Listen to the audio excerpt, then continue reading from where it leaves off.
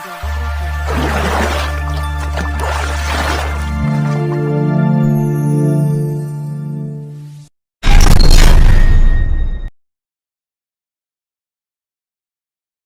Episode 27. Teknik tombak ular api. Pangeran ke-9. Anda harus berhati-hati. Petik 2. Dengan senyuman di sudut bibirnya, Suekai mengalirkan tenaga chi dari dalam tubuhnya ke dalam pedang miliknya. Ia mengaktifkan 3 inskripsi seri kekuatan dalam waktu bersamaan. Pedang yang ia genggam menjadi seberat 175 kg. Ia menggenggam pedang itu dengan kedua tangannya, lalu mengayunkan pedang perlahan. Di sana terdapat percikan bola-bola chi di setiap gerakan pedang. Teknik pedang miliknya terlihat sederhana, namun sesungguhnya itu efisien. Teknik itu tidak memukau. Tetapi jika sampai tersapu kekuatan pedangnya maka hancurlah apa-apa yang dihantamnya. Zhang Ruochen juga menyalurkan tenaga chi miliknya ke dalam pedang air biru untuk mengaktifkan 1 inskripsi seri S dan 1 inskripsi seri kekuatan. Pedang itu seketika diselimuti oleh es yang membeku. Udara di sekitar pedang juga menjadi demikian. Zhang Ruochen tahu bahwa ia memiliki kekuatan yang berbeda dengan Suekai. Maka ia tidak ingin membalas kekerasan dengan kekerasan. Zhang Ruochen melakukan gerakan kaki yang misterius sambil mengayunkan pedangnya. Ia hampir menghindari seluruh serangan. Di sisi lain, Lin Fengxian, yang berdiri di luar arena pertarungan, ia melihat seluruh gerakan kaki dari Zhang Ruochen. Dan dengan keterkejutan tertentu, ia berbicara pada dirinya sendiri. Bagaimana mungkin ia menggunakan gerakan kaki dari teknik keterampilan pedang suci? Petik 2. Setiap teknik dari tingkatan ruh memiliki gerakan kaki yang unik. Dan jika itu dikombinasikan dengan gerakan kaki yang baik, maka teknik pedang miliknya akan mengeluarkan kekuatan yang sesungguhnya. Sekarang ini, gerakan kaki dari Zhang Ruochen benar-benar terlihat persis seperti teknik keterampilan pedang suci. Maka saat melihat gerakan kaki Zhang Ruochen, bagaimana mungkin Lin Fengxian tidak menjadi lebih terkejut? Pedang Suekai benar-benar sangat berat. Secara alami, itu juga membutuhkan begitu banyak tenaga chi. Selama pertarungan berlangsung, Suekai mulai kelelahan. Keringat mulai mengucur dari dahinya dan tenaga chi miliknya hampir terkuras separuh. Strategi awal yang Suekai pakai adalah ia ingin mengalahkan Zhang Ruochen dalam beberapa langkah. Namun, setelah sekian gerakan yang ia tampilkan, ia bahkan sama sekali tidak menyentuh pedang Zhang Ruochen. Sial. Petik 2. Aku masuk dalam perangkapnya. Petik 2. Ia menghemat energi dan sengaja menyisakan tenaga chi. Petik 2. Suekai mengendurkan tenaga chi miliknya sesaat setelah ia menyadari hal itu. Sebagaimana jika saat ia mengaktifkan satu saja inskripsi dari seri kekuatan maka berat pedang menjadi 2 kali lipat. Apalagi 3. Ini saatnya. Petik 2. Zhang Ruochen melakukan sebuah gerakan pemandu pedang suci. Petik 2. Zhang Ruochen mengayunkan lengan dan mengumpulkan energi untuk kemudian melepaskan semburan naga yang memiliki panjang 8 meter. Semburan pedang itu meninggalkan jejak pedang di tanah dan mengarah ke arah Suekai. Suekai tidak menyadari itu. Ia tidak pernah menyangka bahwa Zhang Ruochen memiliki kemampuan untuk menggunakan teknik pedang tingkatan ruh. Sebagai refleks, Suekai hanya mampu mengaktifkan tenaga chi miliknya dan menghalau semburan naga itu dengan pedangnya. Duar. Petik 2. Semburan pedang itu mengenai pedang yang digenggam oleh Suekai dan melempar dirinya jauh ke belakang. Pakaian yang ia kenakan seketika hangus. Ketika ia mencoba untuk bangkit dan berdiri, ia telah berada di luar arena pertarungan. Suekai melihat tangannya yang berdarah, lalu menatap Zhang Ruochen yang berdiri di tengah-tengah arena pertarungan. Dengan terbata-bata, ia mengakui, "Aku telah kalah." Petik 2. Ketika pertarungan berakhir, penonton yang baru saja menyaksikan itu bungkam. Untuk sesaat, mereka tidak sanggup berkata-kata. Bagaimana mungkin seorang ksatria di tingkatan akhir dari alam kuning dikalahkan oleh ksatria tingkatan fajar? Ia telah menguasai keterampilan pedang suci. Itu tidak masuk akal. Lin Ningxian menjadi terkejut. Ia tidak percaya bahwa Zhang Ruochen bisa menguasai keterampilan pedang suci.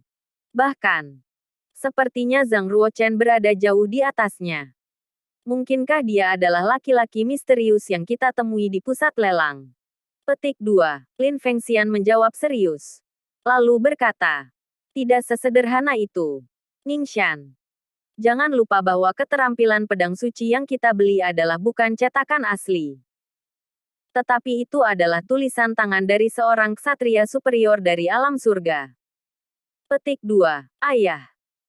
Apa itu berarti bahwa alasan di balik Zhang Ruochen yang berubah drastis selama 3 bulan adalah karena ada seorang ksatria dari alam surga yang mengajarinya?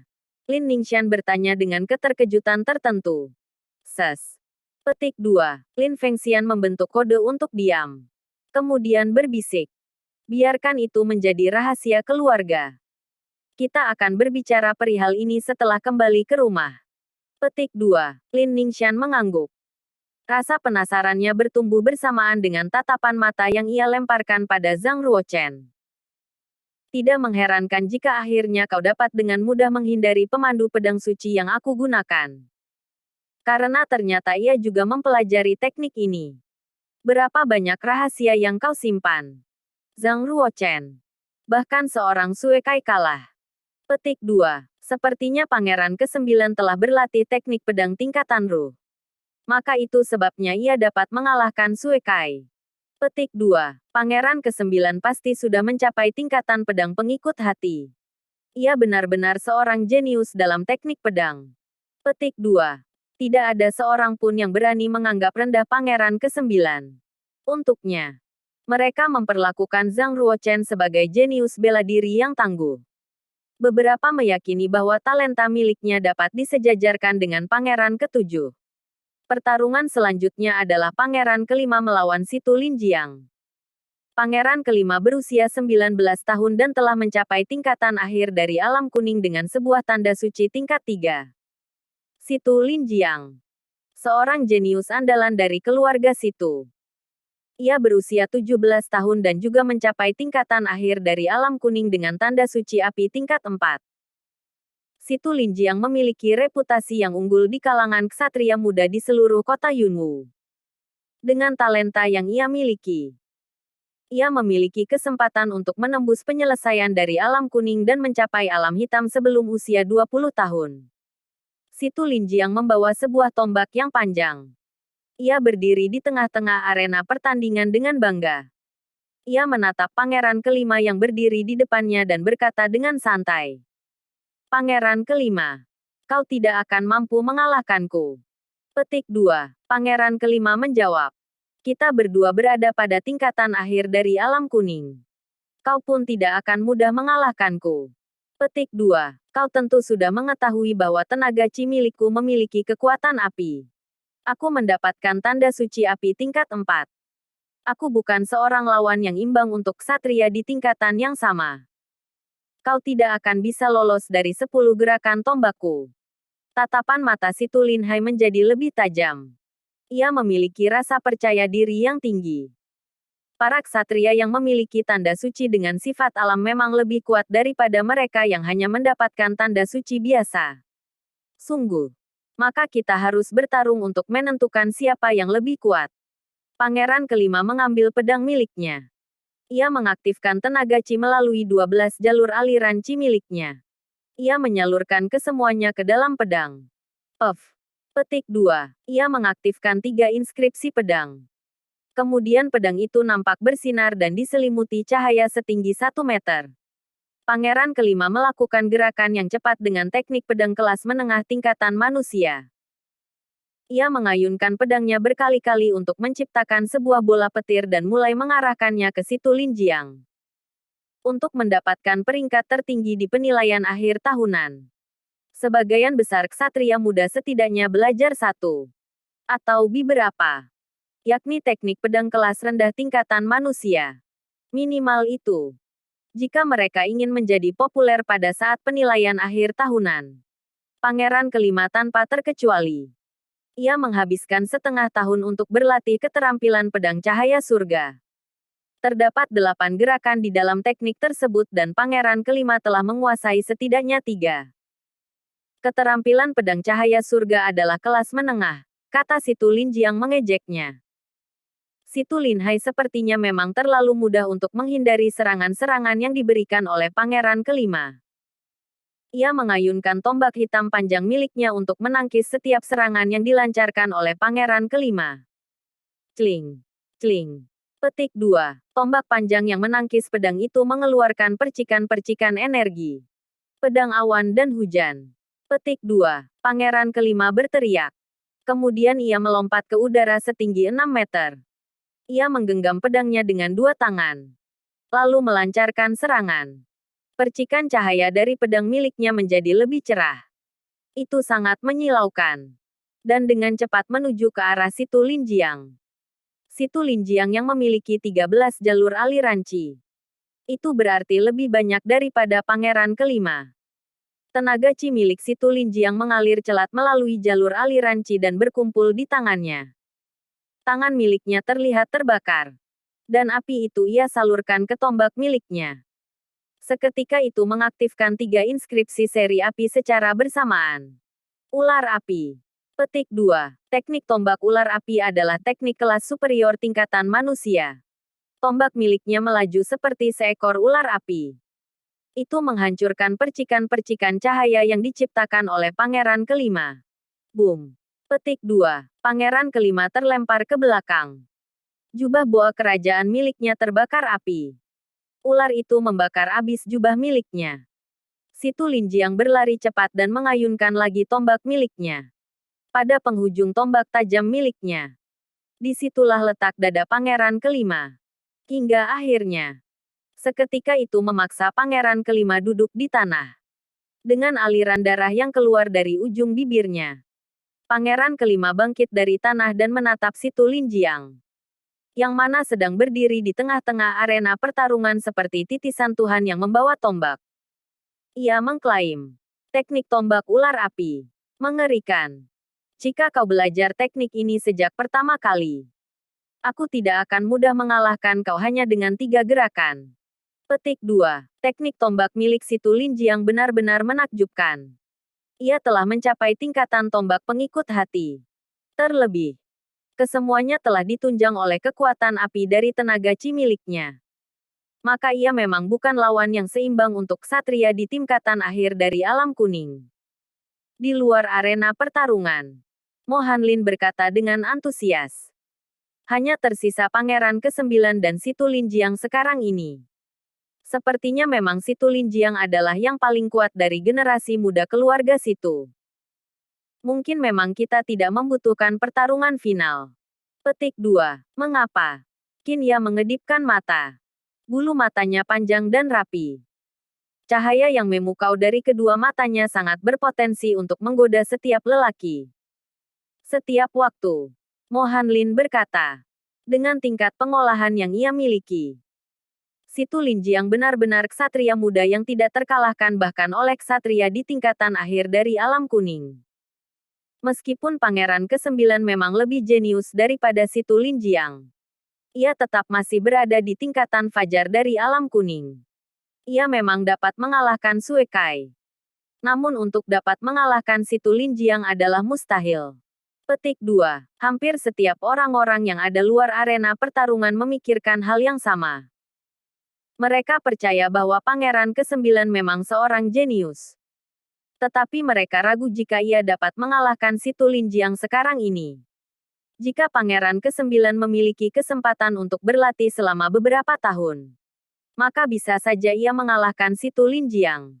Tetapi untuk saat ini, di sana masih terdapat ketimpangan kekuatan. Senyum lembut terpancar dari bibir merah Qin Ya. Ia berkata, jangan remehkan dia. Seorang jenius dipanggil jenius adalah karena ia dapat menciptakan keajaiban. Aku berharap bahwa pangeran ke-9 mampu menciptakan sebuah keajaiban. Jika itu terjadi, aku akan semakin tertarik padanya. Hehe. Petik 2. Qin Ya menyipitkan kedua matanya. Itu seperti membentuk bulan sabit.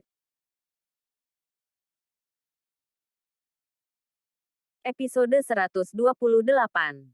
Siapa yang lebih jenius? Pertarungan final antara Zhang Ruochen, Pangeran ke-9, melawan Situ Linjiang. Jenius peringkat pertama di keluarga Situ. Sebelum penilaian akhir tahunan, Zhang Ruochen, seseorang yang dianggap sebagai pecundang, baru saja mendapatkan tanda suci 3 bulan lalu. Sekarang, tidak seorang pun berani menganggap remeh dirinya, termasuk Situ Linjiang, yang sedang berdiri di depannya. Dimulai. Petik 2. Situ Linjiang mengerang. Dan seketika, ia menyalurkan tenaga chi miliknya ke tombak panjang. Tombak hitam panjang diselimuti api seperti seekor ular api. Tombak itu ia hunuskan mengarah pada Zhang Ruochen. Situ Linjiang benar-benar memahami bahwa tingkat pengolahan dari Zhang Ruochen dan kekuatan miliknya adalah jauh lebih lemah bila dibandingkan dengan dirinya. Tetapi penguasaan Zhang Ruochen terhadap tenaga chi dan kekuatan yang mampu dilepaskan olehnya, itu adalah hal-hal yang membuat Situ Linjiang sedikit gusar.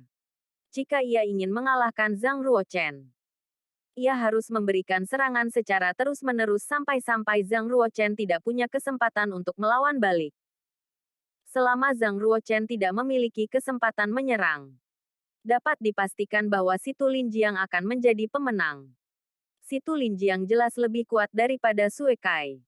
Dan teknik tombak miliknya juga sempurna. Tetapi, Zhang Ruochen masih terlihat tenang seperti biasanya. Bahkan ia tidak memperlihatkan ekspresi panik atau gelisah. Ular api. Petik 2. Kepala tombak itu memburu Zhang Ruochen seperti seekor ular api. Tombak itu menuju ke arah jantung Zhang Ruochen. Zhang Ruochen menurunkan tubuh dan menghindari tombak. Kemudian ia menghunuskan pedang air biru langsung ke arah tangan kanan Situ Linjiang, yang digunakan untuk menggenggam tombak. Situ Linjiang melangkah mundur untuk menghindari itu. Kemudian menyerang kembali. Ia menggunakan tombak seperti tongkat dan mengincar kepala Zhang Ruochen. Percikan-percikan api keluar dari tombaknya dan mengenai Zhang Ruochen. Percikan itu membakar lubang hitam di jubah boa kerajaan milik Zhang Ruochen. Zhang Ruochen berkata dalam hati. Benar-benar respon yang cepat. Petik 2. Tidak ada waktu lagi untuk menghindar. Pedang suci lonceng. 11 jalur aliran chi di dalam tubuh Zhang Ruochen bersinergi bersama. Tenaga chi miliknya tetap mencoba untuk mengaktifkan 2 inskripsi seri S dari pedang air biru. Ia memutar tubuhnya dan menangkis serangan dengan cepat. Boom. Petik 2. Sebuah lonceng biru. Lonceng berbentuk bayangan menyelimuti tubuh Zhang Ruochen. Bayangan itu berputar dengan sangat cepat, menjadikan segala yang ada di sekitarnya berubah menjadi es. Situ Linjiang menusuk bagian luar bayangan dengan tombaknya.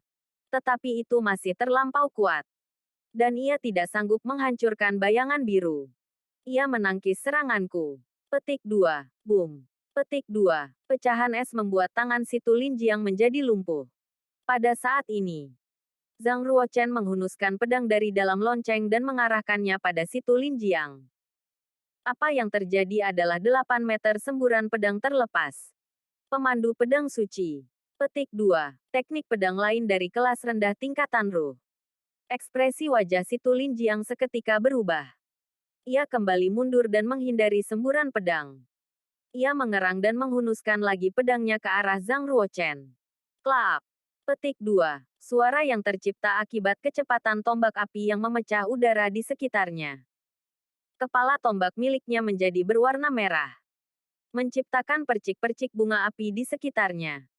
Zhang Ruochen tidak langsung menyerang balik Situ Linjiang. Lalu, ia meloncat ke udara untuk menghindari serangan itu. Bodoh. Seseorang tidak akan mampu bergerak cepat jika ia berada di udara. Itu menjadikan kau sasaran yang empuk. Bagaimana kau akan menghindari seranganku selanjutnya? Petik 2. Kemudian Situ Linjiang meningkatkan serangannya. Ia juga meloncat ke udara dan mengarahkan tombak ke dada Zhang Ruochen. Siapa bilang aku tidak bisa cepat? Aku akan memanfaatkanmu. Petik 2. Zhang Ruochen mengayunkan pedangnya. Ia mengarahkan itu ke tombak Situ Linjiang. Cling. Cling. Petik 2. Setiap kali pedang air biru ia ayunkan ke tombak panjang, Posisi Zhang Ruochen selalu berpindah. Dan dalam satu kedipan mata, Zhang Ruochen telah berhasil mengayunkan pedang miliknya ke arah tombak sebanyak 9 kali. Ketika 9 serangan berhasil dilancarkan, Zhang Ruochen berdiri di bawah Situ Linjiang. Dan sekarang, Situ Linjiang Yan berada di udara. Ia menjadi target empuk untuk Zhang Ruochen. Kesemua serangan yang berjumlah 9 itu terjadi begitu cepat. Tanpa sebuah mata batin. Seseorang hanya dapat melihat kilatan cahaya dari pedang dan tidak menyadari apa-apa. Sial. Petik 2. Situ Linjiang menjadi panik. Ia tidak menyangka bahwa Zhang Ruochen dapat menghindari serangan yang ia lepaskan dengan cara yang menakjubkan. Dalam satu kedipan mata, situasi menjadi berbalik. Petik 2. Zhang Ruochen menghunuskan pedangnya. Kristal-kristal es mulai menyelimuti tubuh pedang air biru. Sebuah garis terbentuk seperti kristal es dan lancip di bagian tepi pedang. Pada saat ini, Situ Linjiang tidak menginjak tanah. Ia tidak bisa bergerak dengan cepat dan tentu saja, ia tidak bisa menghindar. Mata ular api. Petik 2. Situ Linjiang mengatupkan gigi-giginya dan menghunuskan tombaknya. Kekuatan api terlempar keluar dari kepala tombaknya. Boom. Petik 2. Pedang dan tombak panjang bertemu di satu titik yang sama. Kristal es dan api yang bertemu menciptakan suara yang memekakkan telinga. Kekuatan besar menghantam lengan Zhang Ruochen dan memaksa Zhang Ruochen untuk mundur 7 langkah. Situ Linjiang berada pada posisi yang lebih memalukan. Karena ia terlempar ke belakang dan hampir terjerembab di tanah. Untungnya, ia sempat menghantamkan tombak miliknya ke tanah pada saat-saat terakhir. Dengan reaksi cepat yang ia lakukan, ia dapat turun dari udara dengan selamat. Dengan kedua kaki menginjak tanah, ia tidak menyadari bahwa lengan kanan miliknya menjadi beku sampai saat ia mendapat pijakan kaki yang kuat. Lalu dengan segera ia mengalirkan tenaga Qi ke lengannya. Kristal-kristal es yang membuat lengan itu membeku seketika pecah dan jatuh ke tanah. Mereka beradu saling serang tanpa berhenti. Seorang kasim tua yang menggunakan seragam bermotif bunga cian, yang berdiri di belakang Komandan Pangeran Yunwu, berkata dengan antusias. Ini benar-benar pertarungan yang sengit antara kedua jenius. Sangat menarik. Seperti ayah. Seperti anak. Meskipun Pangeran ke-9 masih berada di tingkatan fajar dari alam kuning, ia mampu mengimbangi kekuatan dari Situ Linjiang dari keluarga Situ. Ini benar-benar menakjubkan. Petik 2. Benar. Sebuah talenta yang unggul membutuhkan waktu untuk diolah. Pangeran ke-9 memiliki masa depan yang jauh dari apa yang pernah kita duga sebelumnya. Selamat. Yang paling mulia. Ada seorang jenius baru di keluarga kerajaan. Jenderal senior yang mengenakan armor berkilau memuji dari barisan tempat duduk yang lebih rendah. Mendengar segala pujian, Komandan Pangeran Yunwu tentu sangat bangga. Kebenaran membuka dirinya sendiri. Pangeran ke-9 memiliki talenta yang unggul dalam hal seni bela diri. Jika saja mereka berada pada tingkatan yang sama, maka jenius peringkat pertama dari keluarga Situ itu bisa dipastikan kalah telak. Ayah macam apa yang tidak bangga ketika melihat anaknya memiliki talenta yang luar biasa seperti itu? Komandan Pangeran Yunwu berkata sambil tersenyum. Ia memiliki kekuatan seperti itu bukanlah sebuah keberuntungan. Apa kau tidak melihat bahwa ia hanya berada di tingkatan fajar dari alam kuning namun sudah berhasil membuka 11 jalur aliran Qi? Apa? Seorang ksatria tingkatan fajar dari alam kuning telah berhasil membuka 11 jalur aliran Qi. Petik 2. Para selir. Orang-orang kasim. Pangeran-pangeran. Jenderal-jenderal. Dan para menteri semua seketika menatap Zhang Ruochen yang berada di arena pertarungan. Jika Zhang Ruochen tidak mengaktifkan tenaga Qi miliknya, tidak ada seorang pun yang dapat menghitung jalur aliran Qi miliknya. Tetapi karena ia bertarung dengan Situ Linjiang, Zhang Ruochen terpaksa harus memberikan seluruh kekuatan terbaiknya. Akhirnya jumlah dari jalur aliran Qi miliknya diketahui beberapa orang. Tentu saja, hanya para ksatria senior yang mampu melihat itu. 11 jalur aliran Qi. Sungguh Apakah saudara ke-9 sekuat itu? Aku mengingat bahwa saudara ke-7 hanya mampu membuka 10 jalur aliran Qi ketika ia berada pada tingkatan fajar dari alam kuning. Putri ke-9 komandan merasa sangat terkejut mendengar itu. Hingga akhirnya, matanya yang cantik seketika terbuka lebar. Jika bukan karena perkataan dari Komandan Pangeran Yunwu, ia tidak akan percaya bahwa ada seseorang yang lebih bertalenta lain yang mampu mengalahkan Pangeran ke-7 di seluruh Yunwu Commandery. Semakin banyak jalur aliran Qi yang dibuka oleh seorang ksatria, semakin kuat pula ketahanan fisik dari tubuhnya. Dan tentu saja, potensi yang ia miliki semakin besar. Mari melihat Pangeran kelima sebagai contoh. Ia berada pada tingkatan akhir dari alam kuning. Tetapi ia hanya mampu membuka 12 jalur aliran Qi. Oleh karena itu, meski ia telah mencapai penyelesaian dari alam kuning, ia hanya mampu membuka 15 jalur aliran Qi. Dan itu adalah jumlah maksimal. Yang mana berarti bahwa jika ia mencapai alam hitam atau alam bumi di masa depan, ia hanya memiliki 15 jalur aliran Qi di dalam tubuhnya. Ia tentu saja tidak akan pernah mampu mengimbangi ksatria yang memiliki 16 atau 17 jalur aliran Qi. Semakin banyak jalur aliran Qi yang dibuka oleh para ksatria saat berada di alam kuning, maka semakin besar potensi yang ia miliki. Tentu, seseorang dengan 15 jalur aliran Qi sudah cukup kuat jika dibandingkan dengan ksatria kebanyakan. 11 jalur aliran Qi. Ia telah membuka 11 jalur aliran Qi ketika masih berada di tingkatan fajar dari alam kuning.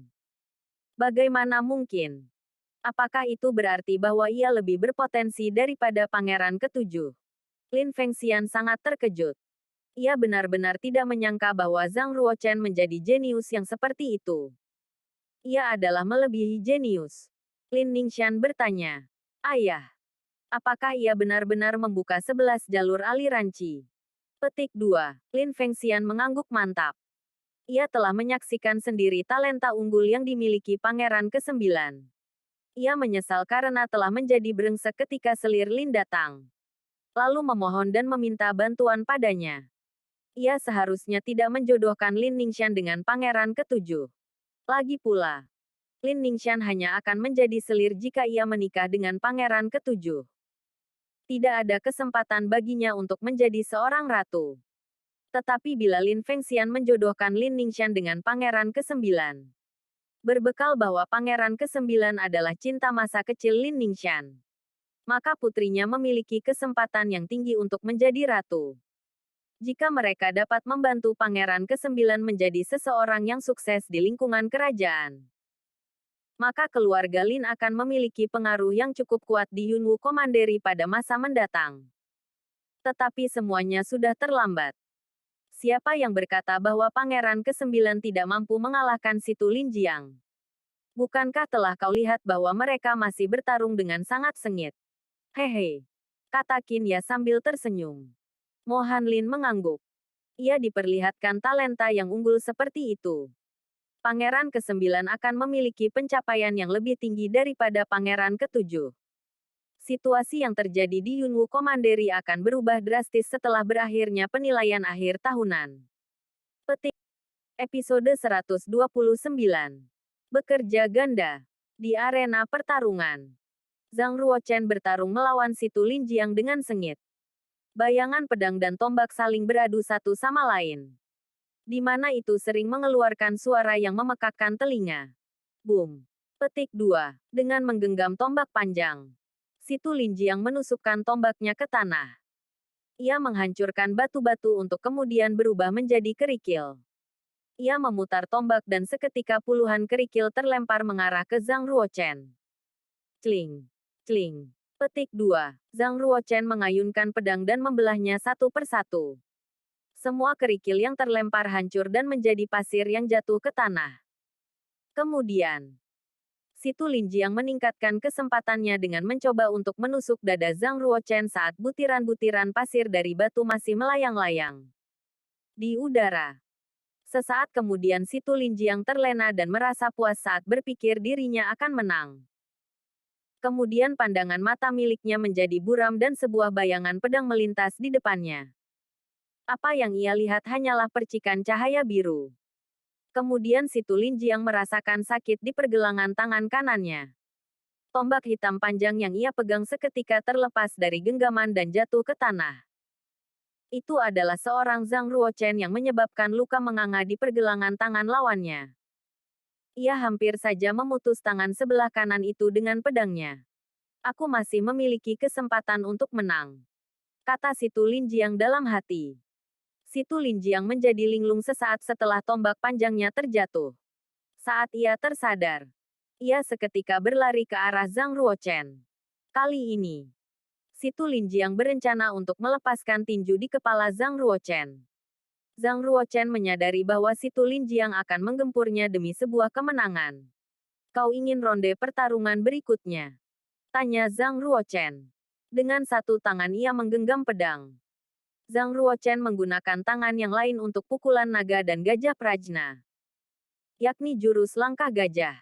Ia menekuk tubuh dan merangsek maju. Setelah memberikan satu tinju, ia melepaskan kekuatan 16 banteng. Ketika Zhang Ruochen mengguncang tangannya, sebuah pekikan nyaring terdengar dari pedang air biru. Itu terlihat seperti cetakan pelangi yang membelah matahari. Meninggalkan 7 bayangan melaju dan memijak tanah. Keterampilan pedang suci. Pedang plum penghancur. Petik 2. Dengan memaksimalkan teknik tinju dengan teknik pedang miliknya, Zhang Ruochen menggunakan kesemuanya dalam satu waktu. Itu hampir saja terlihat seperti Zhang Ruochen membelah diri menjadi dua dan ia menyerang secara brutal dengan setiap sisi tangan. Kapasitas bertarungnya meningkat 2 kali lipat. Boom. Petik 2. Ketika tinju si Tulin Jiang bertemu dengan tinju milik Zhang Ruochen, si Tulin Jiang terkejut karena kekuatan tinju milik Zhang Ruochen sangat kuat dan setara dengan tinju miliknya. Bagaimanapun juga, si Tulin Jiang dapat melepaskan kekuatan 16 banteng. Ia gelisah karena Zhang Ruochen juga dapat mengeluarkan kekuatan yang setara. Si Tulin Jiang tidak memiliki waktu untuk berpikir karena Zhang Ruochen mulai mengayunkan pedang miliknya ke arah si Tulin Jiang. Petik 2. Sebuah semburan pedang melaju ke arah si Tulin Jiang, meninggalkan sebuah tanda merah bekas pedang di lehernya. Zhang Ruochen dapat dengan mudah berganti dari tinju ke pedang, memaksa si Tulin Jiang untuk terus melangkah mundur. Si Tulin Jiang tidak pernah bertemu dengan seseorang yang ahli menggunakan kedua tangannya. Apalagi saat tangan kiri dan tangan kanan seolah seperti mampu bekerja sendiri-sendiri. Ia berpikir bahwa ia tidak dapat melakukan apa-apa terhadap dua serangan beruntun yang dilancarkan oleh Zhang Ruochen. Pilihan terakhir adalah bertahan. Namun tidak lama setelah itu, dua luka kembali menganga oleh sebab ulah pedang Zhang Ruochen. Aku telah kalah. Petik 2. Si Tulin Jiang memberikan kode untuk menyerah. Zhang Ruochen menghentikan serangannya dan mengendurkan pedangnya. Ia bermaksud keluar dari arena pertarungan. Si Tulin Jiang bertanya, dapatkah kau memberitahuku bagaimana cara untuk dapat bekerja ganda? Satu tangan untuk kekuatan tinju, dan tangan yang lain untuk teknik pedang. Itu hampir mustahil. Petik 2. Zhang Ruochen menghadap ke belakang dan melirik si Tulin Jiang.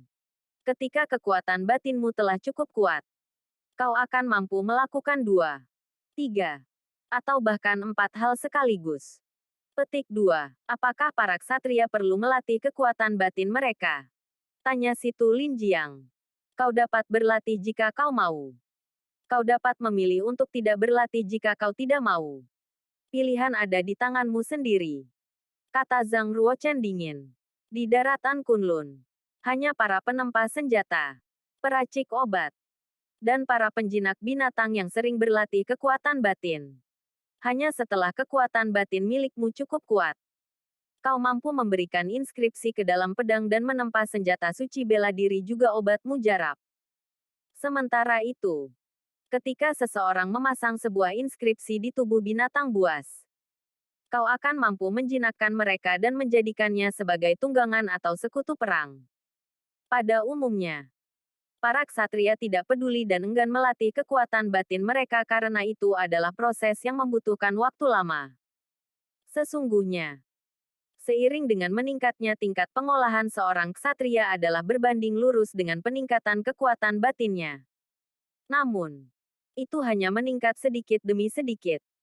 Jika seorang ksatria tidak melatih kekuatan batinnya dengan baik, maka mereka tidak akan mencapai level bekerja ganda sampai mereka mencapai alam surga. Di kehidupan sebelumnya, Zhang Ruochen adalah ksatria seni bela diri dan juga kekuatan batin. Perlu dicatat bahwa kekuatan batin miliknya telah berada pada tingkatan yang tinggi. Di kehidupan yang sekarang, ia hidup kembali dengan tubuh yang ringkih. Meskipun ia telah kehilangan semua tingkat pengolahan miliknya, tetapi kekuatan batin itu masih terbawa olehnya. Dengan kekuatan batin miliknya saat ini, ia dapat mencapai level bekerja ganda. Melakukan lebih dari 3 pekerjaan dalam waktu yang bersamaan. Ketika si Tu Linjiang menyerah di pertarungan, suara terompet kerajaan dan sebuah drum perang dibunyikan dari atas arena juri, di mana secara resmi telah diputuskan bahwa penilaian akhir tahunan telah berakhir. Urutan dari yang tertinggi ke yang terendah. 5 besar dari penilaian akhir tahunan adalah Zhang Ruochen, si Tu Linjiang, Sue Kai, Pangeran kelima dan Lin Ningxian. 5 jenius muda akan mendapatkan hadiah tambahan berupa kesempatan untuk berlatih di kolam malaikat. Zhang Ruochen mendapatkan sebuah armor kelas 6 senjata suci bela diri, yakni Kilin Armor Api Es. Menyadari bahwa itu adalah sesuatu yang sangat bernilai dan memiliki kekuatan bertahan yang menakjubkan. Dikatakan bahwa armor itu terbuat dari bagian tertentu yang diambil dari Raja Binatang Buas. Seekor kilin. Ketika itu dibandingkan dengan seorang ksatria pada tingkatan yang sama, maka sebuah armor adalah lebih bernilai daripada prajurit. Itu dinamakan sebagai sebuah armor berharga dari kelas 6 senjata suci bela diri adalah sama dengan seorang prajurit kelas 7 senjata suci bela diri. Dihargai dengan sekurang-kurangnya 1 juta koin perak. Armor Kilin Api Es memiliki perbandingan yang sama dengan teknik bela diri kelas rendah tingkatan ruh. Bahkan itu cukup langka untuk keluarga kerajaan di Yunwu Commandery. Aku tidak percaya bahwa aku akan mendapatkan harta karun seperti ini sebagai hadiah dari peringkat pertama. Zhang Ruochen merasa bangga dan menatap Komandan Pangeran Yunwu, yang berdiri di atas. Setelah berpikir sejenak, akhirnya ia menyadari sesuatu. Bagaimanapun juga, Zhang Ruochen adalah anak dari Komandan Pangeran Yunwu. Harta berharga yang diberi nama armor Kilin Api Es itu diberikan kepadanya. Meski demikian, secara teknis itu adalah milik keluarga kerajaan. Jika si Tu Linjiang mendapatkan peringkat pertama, tentu ia tidak akan mendapatkan hadiah seperti itu. Mungkin ada hadiah lainnya, yang tentu akan lebih rendah daripada armor Kilin Api Es. Mungkin juga Komandan Pangeran Yunwu sedikit menyesal tentang apa yang pernah ia lakukan terhadap Zhang Ruochen dan juga Selir Lin. Dan sebagai permintaan maafnya, ia menghadiahkan armor Kilin Api Es. Armor Kilin Api Es adalah armor pelindung tubuh bagian atas. Ketika Zhang Ruochen mengenakan armor itu dan menyalurkan tenaga chi miliknya, maka armor Kilin Api Es akan menyala dan berwarna biru serta merah. Warna itu menggambarkan tentang kekuatan es yang dingin dan api yang panas. Petik 2. Saat melihat Zhang Ruochen mengenakan armor Kilin Api Es, ratu yang duduk di barisan atas seketika melotot. Ia menatap Zhang Ruochen dengan tatapan benci. Dengan intensitas tatapan benci dari kedua matanya, ia bangkit dari tempat duduknya. Ratu mengayunkan lengan baju miliknya dan pergi meninggalkan arena pertarungan. Pangeran kelima dan pangeran keenam. Keduanya menatap Zhang Ruochen dengan iri dan dengki. Meyakini kebencian yang tersisa di dalam hatinya. Pangeran kelima berkata dengan senyum sinis. Tidak peduli bakat apa yang ia punya. Juga betapa luar biasanya dia. Atau kematiannya yang cepat. Tunggu dan saksikan. Aku percaya bahwa ratu kita tidak akan membiarkan potensi miliknya tumbuh dan berkembang. Petik 2. Jika ia benar-benar bertalenta, ia masih cukup jauh tertinggal di belakang saudara ketujuh. Bahkan wanita yang paling ia cintai saja akan menikah dengan saudara ketujuh dan menjadi selirnya. Ia tetaplah seorang pecundang. Pangeran keenam tertawa dingin. Sesungguhnya, mereka hanya iri. Namun, iri adalah sebermula dari terciptanya dendam. Titik titik titik. Kolam binatang buas adalah satu-satunya yang paling berharga dan diklaim sebagai harta karun oleh keluarga kerajaan. Itu membutuhkan waktu ratusan tahun lamanya untuk dapat menangkap puluhan ribu binatang buas dan mengumpulkan darahnya. Untuk kemudian berubah menjadi sebuah kolam darah. Maka itulah mengapa disebut sebagai kolam darah binatang buas. Hanya para jenius yang unggul yang diperbolehkan untuk berlatih di kolam darah binatang buas. Kolam darah binatang buas berada di bawah Candi Kekaisaran Kuno. Upacara ibadah diselenggarakan di Candi Kekaisaran Kuno, di mana orang-orang akan membunuh binatang buas untuk mengisi kolam darah binatang buas dengan darah yang baru. Sebuah kekuatan misterius akan didapatkan bila darah persembahan menyatu dengan kolam darah binatang buas. Oleh karena itu, para ksatria muda yang berlatih di kolam darah binatang buas dapat menyerap intisari darah. Dan itu akan membantu membentuk tubuh para ksatria seni bela diri dengan cara membuka lebih banyak jalur aliran qi. Semakin unggul talenta yang dimiliki oleh seorang ksatria, maka semakin besar potensi yang ia miliki. Di bawah bimbingan Menteri Zhang Ruochen, Situ Linjiang, Sue Kai, Pangeran kelima dan Lin Ningxian diajak pergi ke Candi Kekaisaran Kuno. Seseorang yang memasuki Candi Kekaisaran Kuno harus tunduk kepada permaisuri dan Ratu Daratan Kunlun yang hidup di masa lalu. Setiap orang harus menghormatinya, terutama kepada Ratu Suci Kemuliaan dan Moralitas. Permaisuri Qiao, Ratu kita. Ia memimpin dunia dan menebarkan kemuliaan di segala penjuru. Semoga beliau senantiasa muda dan hidup abadi. Petik 2. Menteri mulai berdoa dan mengucapnya keras-keras seraya berlutut di tanah. Permaisuri Qiao, Ratuku. Ia memimpin dunia dan menebarkan kemuliaan di segala penjuru. Semoga beliau senantiasa muda dan hidup abadi. Petik 2. Situ Linjiang, Sue Kai, Pangeran kelima, dan Lin Ningxian mengikuti doa yang dipimpin menteri. Mereka berlutut dan menyembah patung permaisuri Qiao. Hanya Zhang Ruochen yang masih berdiri dan menolak hormat, bahkan hatinya sangat membenci juga dendam kepada Qiao. Qiao, tunggu aku. Aku akan datang padamu ketika aku berhasil mendapat tingkat pengolahanku kembali. Batin Zhang Ruochen. 800 tahun lalu telah terlewati. Kau mungkin tidak tahu bahwa seseorang yang kau bunuh 800 tahun lalu telah lahir kembali. Terima kasih sudah mengikuti channel Wan dan Putra Orsia. Jangan lupa subscribe, like, and share. Tunggu episode selanjutnya. Salam silaturahim.